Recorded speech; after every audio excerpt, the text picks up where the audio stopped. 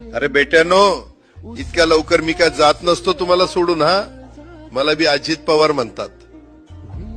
पण गऱ्यांनो, नियतीचा खेळ बघा. खरंच आज माझा हा प्रवास इथंच थांबतोय. मी नेहमी म्हणायचो राजकारण आपल्या जागी आहे, पण काम महत्वाचं.